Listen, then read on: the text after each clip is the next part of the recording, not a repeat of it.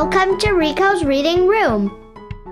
In today's video, I'm going to read a story about good or bad table manners.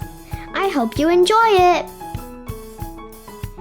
Dinner with the Highbrows by Kimberly Willis Holt. Illustrated by Kyrsten Brooker. If you have this book at home, go and grab it so you can read along with me.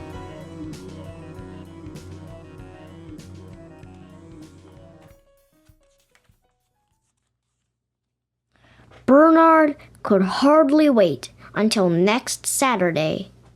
He was invited to eat dinner with Gilbert Highbrow's family. Bernard had never eaten at a friend's house. He wondered if Mrs. Highbrow would cook pot roast, carrots, and rolls like his mom.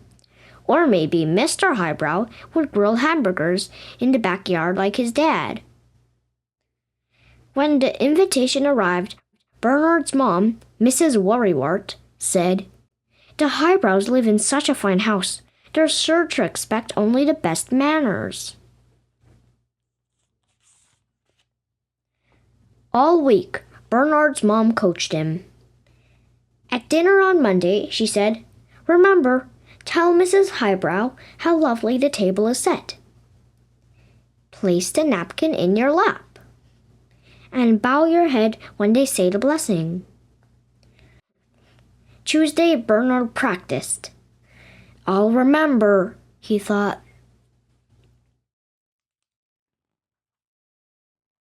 Then Wednesday, his mother said, "Don't forget, no elbows on the table. Don't talk with food in your mouth. And for goodness sakes, don't sing."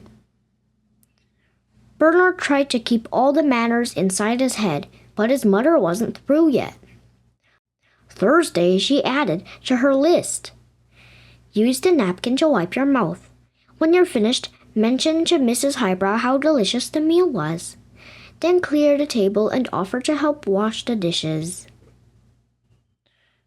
On Friday, Bernard's mom said, "Most important, at the end of the meal, thank Mr. and Mrs. Highbrow for inviting you to dinner."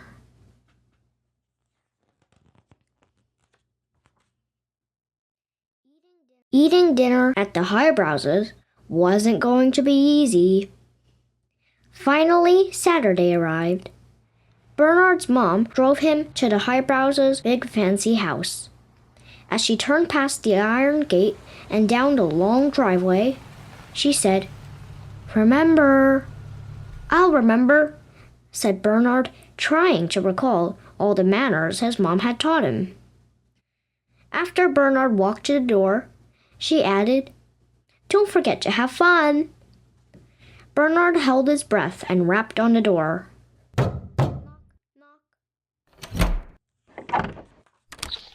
The Highbrows' butler opened the door. "Mr. Bernard Worrywart, I presume?" Bernard swallowed and squeaked, "Yes, sir." "Mr. Bernard Worrywart," the butler called out. Bernard's palms felt sweaty. "Welcome," Mrs. Highbrow told Bernard. She waved goodbye to Bernard's mom. "Hey there, Bernie," said Mr. Highbrow. Gilbert slid down the staircase banister. "Hurrah! Bernard is here!"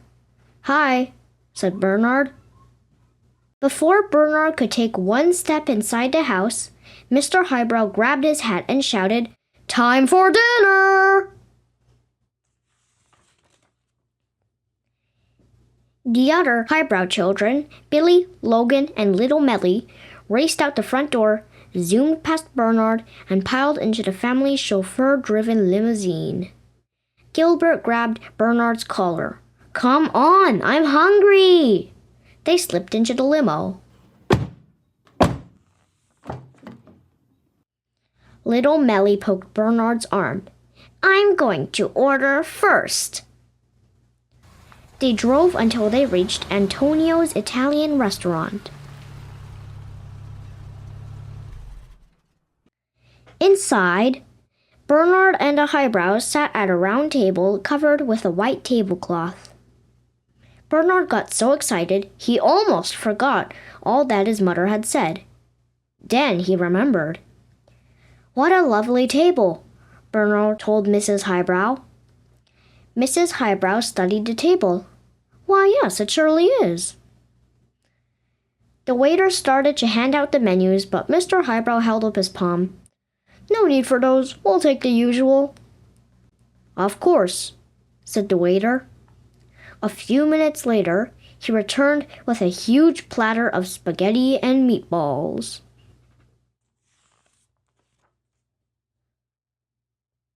The Highbrows grabbed their forks. Bernard pressed his hands together. Suddenly, little Millie said, "Don't forget the blessing." "Heavens to Betsy," said Mrs. Highbrow. "How could we forget?" Bernard bowed his head. Together the Highbrows said, "Good grub, good meat, good gosh, let's eat. Amen."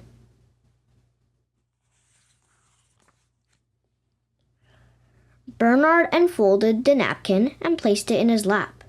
The Highbrows did not. Bernard was careful to keep his elbows off the table. The Highbrows were not. With lips pressed together, Bernard chewed his spaghetti. Mrs. Highbrow stuck a whole meatball in her mouth and asked, "Bernard, does your family ever eat here?" Bernard swallowed, then wiped his mouth with the napkin and answered, "No, ma'am." A trickle of sauce dribbled down Mr. Highbrow's chin. He swiped it with his sleeve. Then he burped. The Highbrow children laughed. "Good appetite," Gilbert said. Little Melly plucked a meatball off Bernard's plate. The meatball slipped from her fingers, rolled across the table, landed on the floor, and crumbled. "Oops," little Melly giggled. "That reminds me of a song," Billy yelled. He began to sing. "On top of spaghetti, all covered with cheese." The rest of the Highbrows joined in. "I lost my poor meatball when somebody sneezed." Everyone sang except for Bernard, who was trying to remember everything his mother had told him. Soon the spaghetti and meatballs disappeared into everyone's belly. Mr. Highbrow loosened his belts and leaned back. "Ah!" "That was a delicious meal," Bernard said to Gilbert's mom.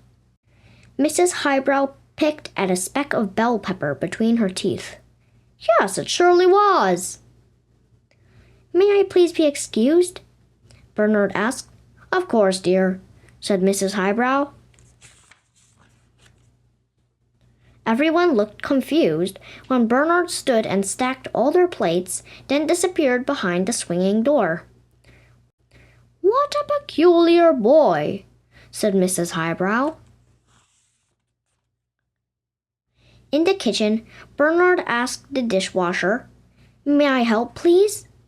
"Sure," said the dishwasher, who wasn't used to such an offer. Bernard washed the plates. He washed the glasses. He washed the pots and pans too. When he was finished, he turned to discover every single Highbrow peeking through the kitchen window. Bernard knew he had forgotten something very important that his mother had taught him. He thought very hard. Then he remembered. "Thank you for asking me to dinner. I had a lovely time." "You're welcome, dear," said Mrs. Highbrow. Mr. Highbrow slapped Bernard on the back. "Any time, Bernie." "It's not over yet," said Gilbert. "It's not?" Bernard asked. "Of course not," the Highbrow said. "Time for dessert." Susie's Sundays.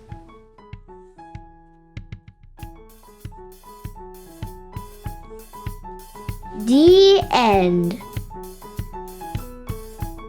Thank you for listening to my reading. Please like, subscribe to my channel, and ring the bell for more videos, and always keep reading.